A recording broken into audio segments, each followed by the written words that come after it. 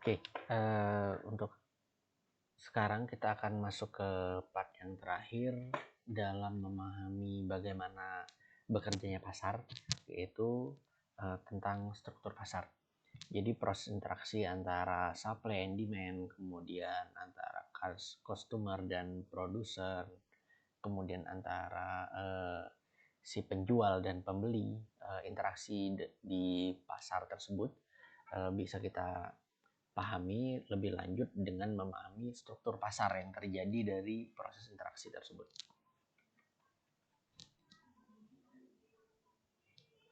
Baik, secara garis besar paling tidak ada 4 struktur pasar ya. Ada 4 jenis pasar. Ekstrim yang paling kiri adalah pasar monopoli. Kemudian ekstrim yang paling kanan adalah pasar persaingan sempurna. Mekanisme pasar yang ideal adalah intinya bagaimana supaya pasar itu semakin menuju ke pasar yang sempurna, walaupun sebagaimana kita ketahui mungkin tidak ada yang bisa seideal pasar persaingan sempurna, tapi pada dasarnya arahnya adalah menuju ke persaingan yang sempurna tadi. Jadi kalau kita lihat secara garis besar, karakteristik dari monopoli itu ciri utamanya adalah pasar itu dikuasai oleh satu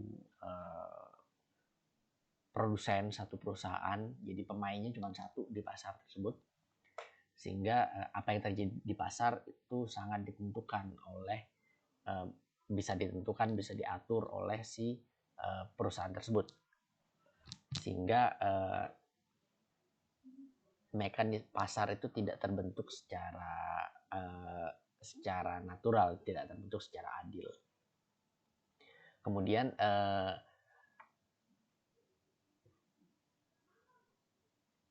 karakteristik yang kedua atau struktur pasar yang kedua adalah pasar oligopoli, di mana di sini terjadi karena sedikitnya perusahaan atau sedikitnya pemain yang bisa masuk ke pasar tersebut.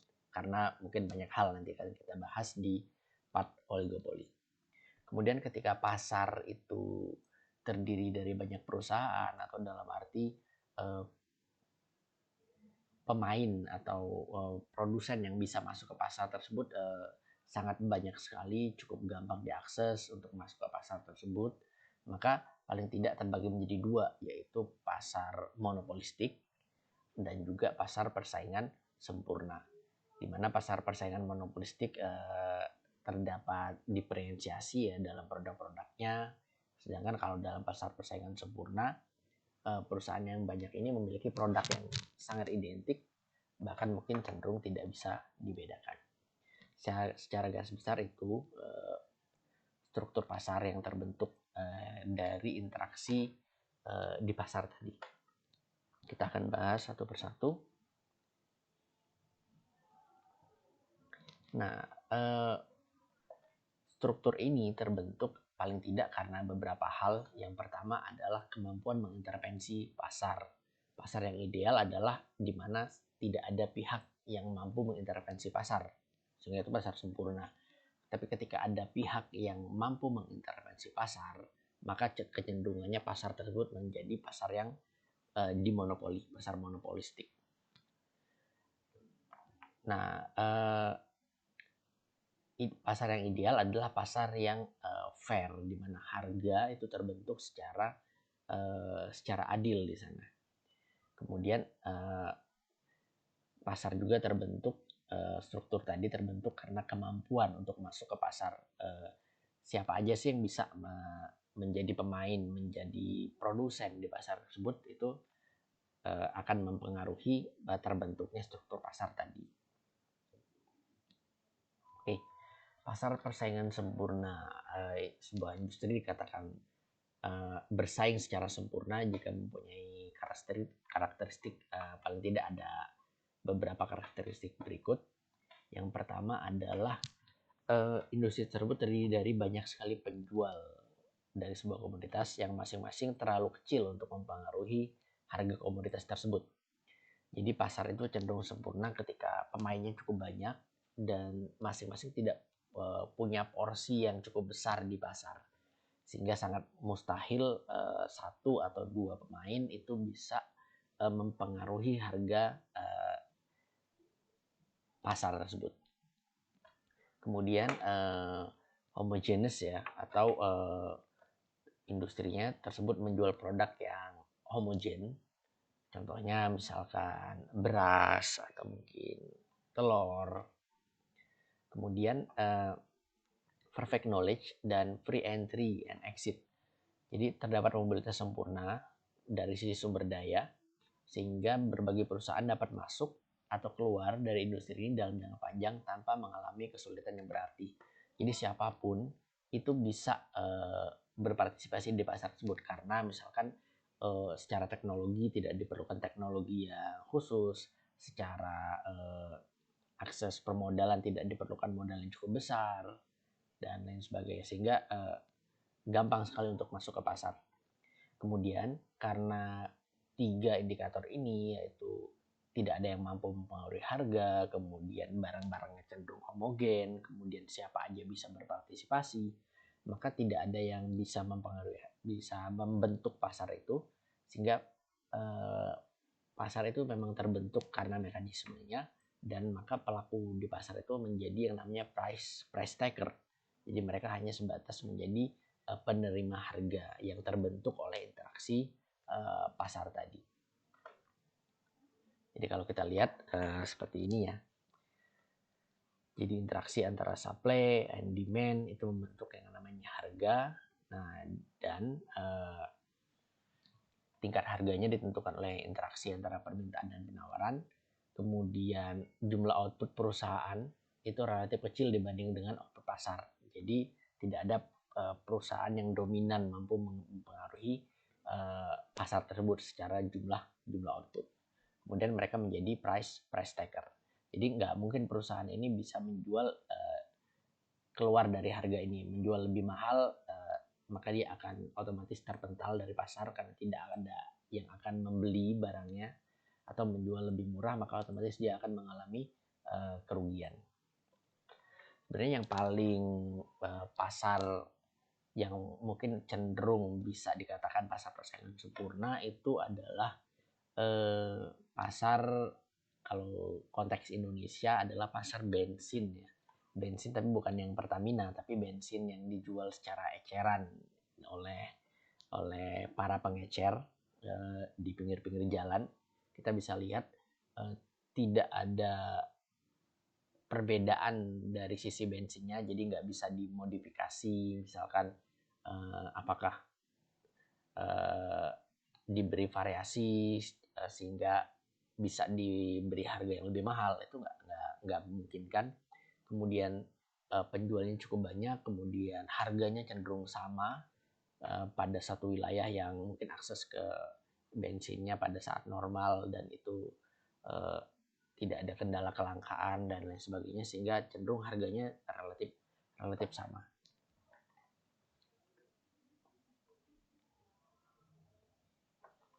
Kemudian ekstrim yang kiri yang dianggap mungkin tidak ideal adalah pasar monopoli. Jadi diasumsikan pasar ini kontranya dari persaingan sempurna tadi. Jadi ada pihak yang mampu mengintervensi pasar, kemudian pemainnya cenderung hanya satu, sehingga menjadi price maker. Si pemain ini bisa menentukan harga di pasar. Kenapa? Karena jumlah produksi dia cukup banyak, bahkan cuma satu. Gitu. Contoh, kenapa hal tersebut bisa terjadi? Jadi bisa terjadi secara alamiah, dan juga bisa terjadi mungkin secara tidak alami ya, karena disetting supaya terjadi yang namanya monopoli. Yang menyebabkan terjadinya monopoli ini yang pertama adalah karena hambatan teknis, misalkan butuh kemampuan khusus, butuh pengetahuan yang khusus untuk memproduksi barang tersebut karena permasalahan teknologi gitu, sehingga tidak ada yang bisa memproduksi barang tersebut. Kemudian sehingga pemainnya cenderung hanya satu seperti itu, atau mungkin ada beberapa, hanya 2 atau 3 pemain besar, sehingga nanti kecenderungannya akan menjadi oligopoli. Kemudian tingginya tingkat efisiensi. Jadi tingginya efisiensi ini menyebabkan rendahnya marginal cost dan average cost-nya ya, seperti yang kita bahas dalam teori biaya. Sehingga produsen baru untuk masuk ke pasar itu tidak memungkinkan karena sangat efisien pasar yang sudah proses produksi yang sudah ada, sehingga tingkat keuntungannya akan rendah ketika tidak memiliki tingkat efisiensi yang sama, sehingga kecenderungannya tidak akan masuk ke pasar tersebut. Kemudian memiliki kemampuan kontrol sumber daya faktor produksi. Jadi perusahaan ini mampu mengontrol misalkan dari aspek bahan baku, dari hulu ke hilirnya itu mampu dikontrol, sehingga kecenderungannya bisa memonopoli pasar tersebut. Kemudian juga hambatan dari aspek legalitas, misalkan adanya paten tertentu, misalkan yang dipegang penemuan ini tidak bisa diproduksi oleh pihak-pihak lain, hanya pihak pemegang patennya yang bisa memproduksi, sehingga kecenderungannya akan terjadi yang namanya monopoli. Aspek positifnya diantaranya adalah terjadi efisiensi, pertumbuhan ekonomi karena laba yang maksimal, kemudian terjadi efisiensi juga dalam pengadaan barang publik karena skala usaha yang besar tadi, kemudian peningkatan kesejahteraan masyarakat juga bisa terjadi ketika terjadi diskriminasi harga yang memungkinkan masyarakat dapat menjangkau harga sesuai kemampuan. Nah, ini yang terjadi di monopoli di pengadaan listrik di Indonesia. Jadi di Indonesia itu yang menjual listrik kepada masyarakat itu hanya satu, yaitu PLN. Berarti jelas ini terjadi yang namanya monopoli, tapi monopoli dalam konteks untuk kemaslahatan masyarakat. Jadi karena ini listrik itu adalah sebagai sumber daya yang dibutuhkan oleh semua masyarakat, maka pada akhirnya pemerintah mengambil keputusan untuk memonopoli sektor tersebut, dan dengan monopoli maka pemerintah bisa mempengaruhi harganya. Nah, dan pemerintah juga pada akhirnya memberikan subsidi pada harga listrik tersebut untuk kalangan-kalangan tertentu, sehingga masyarakat mempunyai kemampuan untuk mengakses harga listrik listrik tersebut. Jadi bisa kita bayangkan kalau misalkan listrik ini dilepas monopolinya oleh pemerintah, berarti nanti mungkin akan ada banyak produsen listrik yang lain, listrik swasta ya. Tapi agak sulit juga karena jaringan infrastruktur untuk distribusi listrik yang sudah dibangun untuk seluruh Indonesia saja oleh pemerintah itu masih ada beberapa daerah mungkin yang belum terjangkau listrik gitu. Nah, gimana kalau misalkan adanya swasta yang dibebaskan untuk masuk, bisa jadi mungkin tidak ada yang masuk juga gitu, atau mungkin akan ada swasta yang masuk mungkin menggarap sektor-sektor yang tidak dijangkau oleh PLN tadi. Kemudian setelah tadi kita bahas ekstrem kanan dan ekstrem kirinya, maka dan yang mana kedua ekstrem tersebut cenderung hampir mungkin tidak ada yang sangat kanan, sangat memonopoli atau sangat sempurna, tadi hampir tidak ada. Maka yang terjadi sebenarnya adalah terjadi di tengah-tengah, yaitu antara monopolistik atau oligopoli. Nah, pasar persaingan monopolistik ini adalah kecenderungan yang paling memungkinkan untuk mendekati pasar sempurna, yaitu struktur pasar di mana terdapat cukup banyak perusahaan yang menjual produk yang mirip satu sama lain namun tidak identik. Kemudian teori pasar persaingan monopolistik dikembangkan karena ketidakpuasan terhadap daya analisis model persaingan sempurna atau monopoli. Karena tadi hampir tidak ada yang sempurna pasarnya, dan juga hampir jarang ditemukan pasar yang monopoli. Sehingga muncullah istilah baru yaitu teori monopolistik. Struktur pasarnya hampir sama dengan persaingan sempurna, namun yang membedakan adalah dari sisi produknya itu bisa didiferensiasikan. Mungkin produknya secara umum itu sama, tapi bisa didiferensiasikan. Misalkan contohnya kita jualan sama-sama masuk di pasar baju gitu ya, fashion gitu.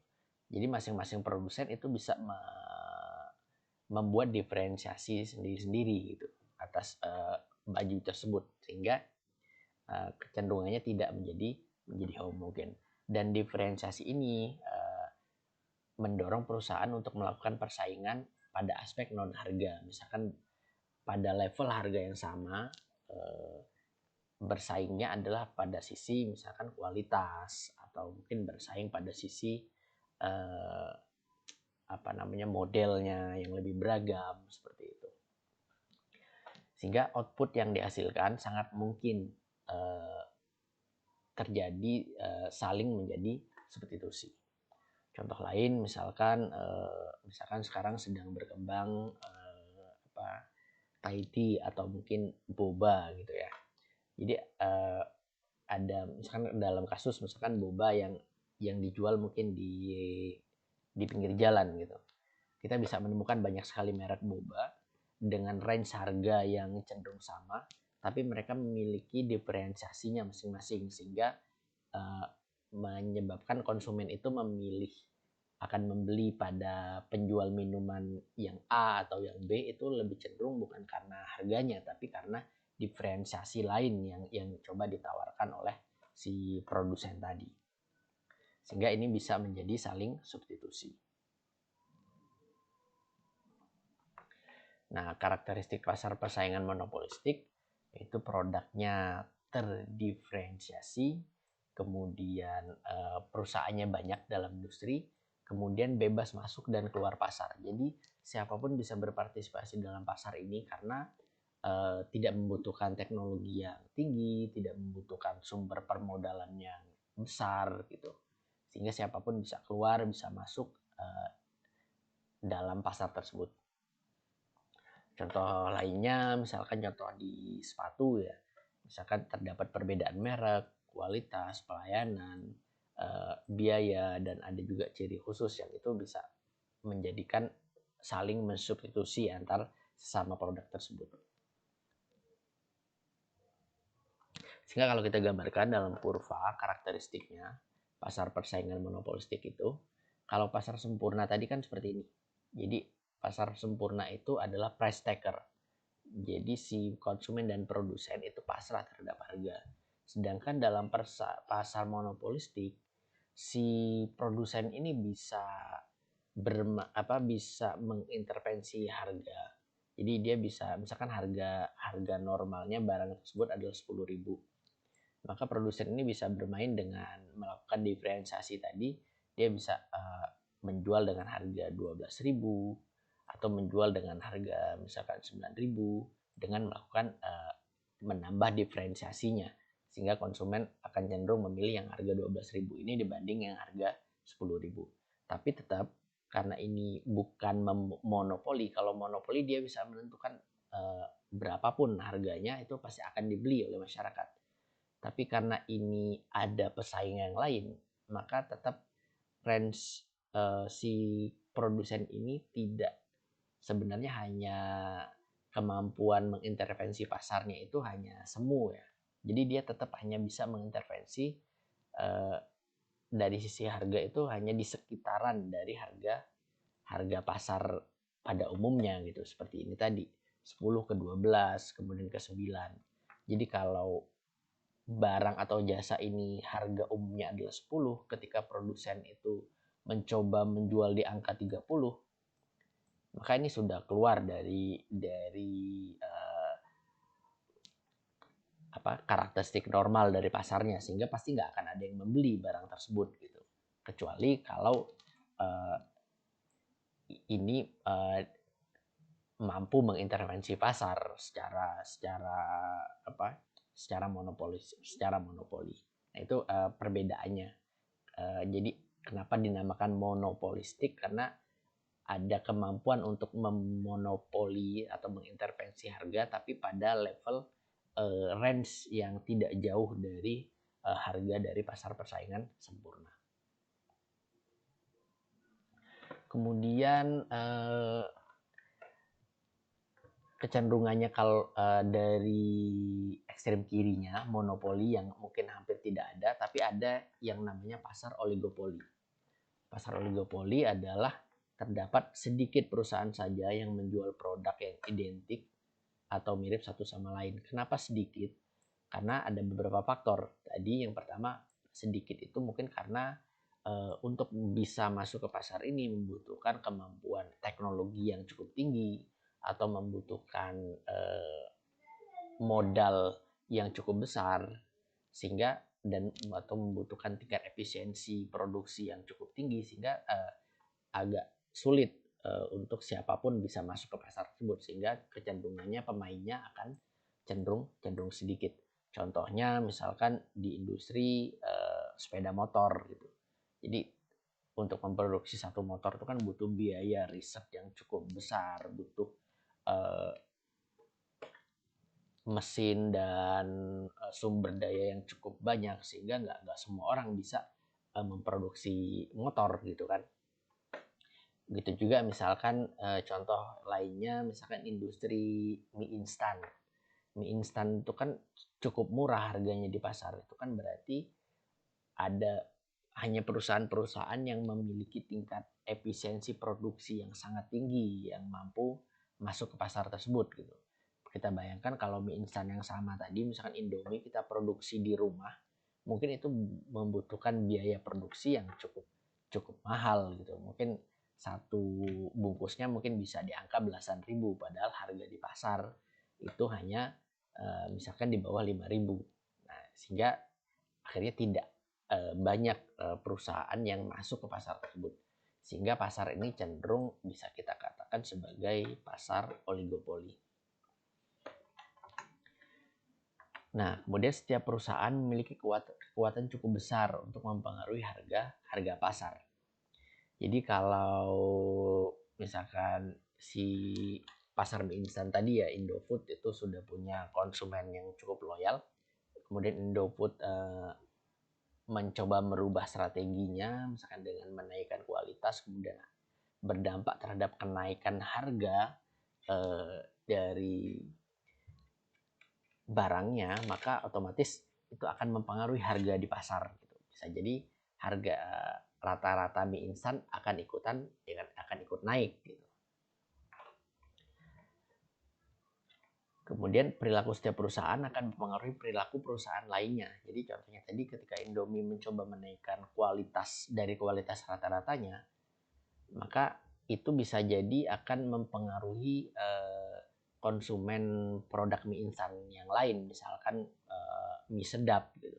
Ketika Indomie cenderung naik kualitasnya, maka konsumen mie sedap akan melihat itu dan akhirnya mereka akan lebih memilih ke kualitas yang lebih baik, sehingga akan mengurangi konsumen mie sedap tadi. Dan supaya hal tersebut tidak terjadi, maka otomatis produsennya itu pasti akan juga meningkatkan kualitas dari produknya, walaupun mungkin akan diikuti dengan konsekuensi yang sama seperti Indomie tadi, akan terjadi kenaikan harga jualnya, sehingga apa yang dilakukan oleh satu perusahaan itu akan mempengaruhi perilaku perusahaan yang lainnya. Dan kondisi ini cenderung mendekati pasar monopoli. Tapi kenapa mereka tidak dikategorikan monopoli? Karena diasumsikan beberapa kekuatan besar ini itu tidak mereka saling berhadapan di pasar. Yang tarik ulurnya antara beberapa kekuatan besar ini. Jadi ketika beberapa kekuatan besar ini cenderung saling berdamai atau saling bersepakat, maka otomatis ini terjadi yang namanya monopoli dan terjadi intervensi harga di pasar itu cenderung bisa dibuat oleh mereka, dan yang rugi adalah si konsumen seperti itu. Nah, di sini ya karakteristik pasar oligopoli, hanya sedikit perusahaan dalam industri perusahaannya homogen dan terdiferensiasi, pengambilan keputusan saling mempengaruhi, kemudian kompetisinya juga cenderung pada aspek non harga gitu. Misalkan tadi ya misalkan industri sepeda motor di level yang sama, harganya cenderung segitu-gitu aja gitu, maka kompetisinya biasanya akan lebih ke modelnya atau mungkin ke kualitasnya, dan kualitas sendiri pun tidak bisa dinaikkan terlalu tinggi karena akan mempengaruhi harganya juga gitu, sehingga saling perilaku antar sesama perusahaan ini akan saling mempengaruhi. Di sini ada beberapa contoh perusahaan dalam industri kurang dari 10, rasio konsentrasinya 80% penjualan output dikuasai oleh 8 besar perusahaan ini gitu. Ya contoh paling sederhananya ya mie instan atau mungkin industri rokok nasional gitu kan, hanya nama-nama besar saja yang menguasai industri tersebut. Walaupun mungkin banyak nama-nama kecil juga gitu, tapi mereka cenderung tidak menguasai pangsa pasar. Kemudian juga produk homogen juga bisa ya. Kemudian kalau untuk produk yang terdiferensiasi misalkan seperti mobil, rokok gitu.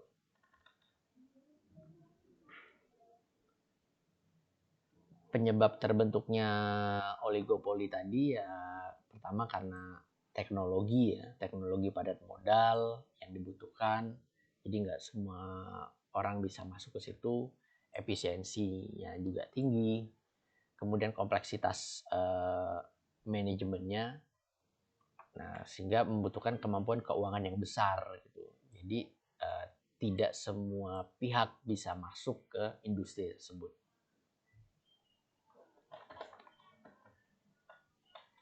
Nah ini kita bisa lihat kalau misalkan oligopolinya hanya ada 2 perusahaan yang saling head to head bersaing, terjadi yang namanya duopoli. Jadi harga di sini itu akan terbentuk karena tarik ulur antara dua perusahaan ini. Jadi kalau kita gambarkan yang terjadi seperti ini. Jadi ada perusahaan B, kemudian ada perusahaan A. Mereka bersaing di produk yang sama. Misalnya kalau ketika harga mobil itu adalah 125 juta, maka ketika B menjual di harga 125, A menjual di harga 125, maka A menjual 15, B menjual 15, jadi 50-50. Tapi ketika diambil keputusan yang berbeda, misalkan si B ini menjual di harga 125, sedangkan A menjual di harga 150, maka yang terjadi adalah otomatis akan lebih banyak yang beli ke B dan menjadi lebih sedikit yang membeli ke A. Kenapa tidak semuanya beralih ke B? Karena otomatis B juga tidak punya kemampuan untuk menguasai pasar secara keseluruhan gitu, sehingga tetap akan ada yang ikut membeli ke A. Kemudian begitu juga sebaliknya, kalau ininya kontranya, kalau B yang menjual 150 juta sedangkan A masih menjual di angka 125, maka terjadi kebalikannya. Atau ketika kedua belah pihak ini menjual di angka 150 juta, maka masing-masing tetap akan mengorbankan jumlah unitnya. Jadi B menjual 25, A menjual 25. Nah, seperti itu proses tarik ulurnya di dalam pasar duopoli tadi. Jadi intinya pada dasarnya dengan memahami struktur pasar ini, kita bisa memahami bagaimana pasar itu bekerja. Jadi intinya pasar yang adil itu adalah pasar yang memberikan harga yang fair gitu. Sehingga kecenderungannya yang terjadi sekarang ini adalah pasar itu cenderung monopolistik atau pasar itu cenderung oligopoli. Jadi ada beberapa isu ya yang kemarin sempat juga kita bahas, misalkan monopoli pemerintah dalam industri listrik nasional. Itu tujuannya cukup jelas, yaitu untuk supaya harga listriknya cenderung murah seperti itu. Kemudian juga privatisasi BUMN gitu, apakah akan cenderung membuat pasar itu menjadi lebih fair atau lebih adil gitu, karena pemerintah tidak mengurangi campur tangannya dalam pasar atau dalam industri tersebut gitu. Nah, ini menjadi beberapa isu yang bisa kita diskusikan lebih lanjut. Oke, baik, terima kasih. Kita cukupkan untuk membahas tentang struktur pasar.